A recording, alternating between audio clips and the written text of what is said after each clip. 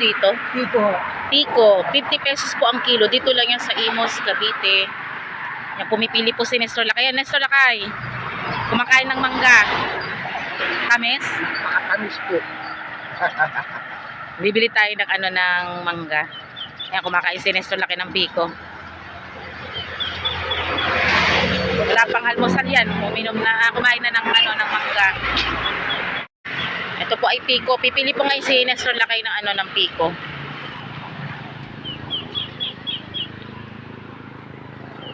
And dito lang yan sa may Malagasang.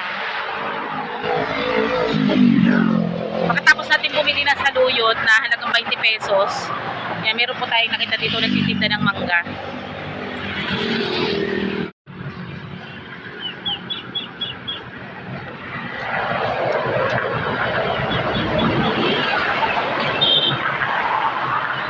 Luyot.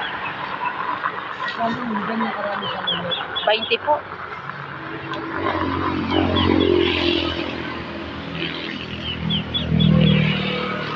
Ito yung yung kusang hinog. Puno niya yan. Yan ay tanim pa ng lolo niya.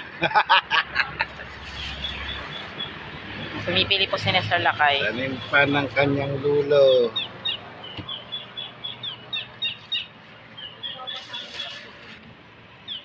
Yan yung panahon ng ng tagmangga.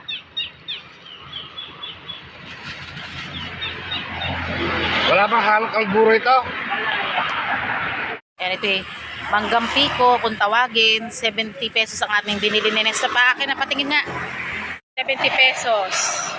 Ito ang mangga dito sa Cavite. Napakatamis. Ito'y tanim ni Kuya. Ito si Kuya. Ito. Hello po.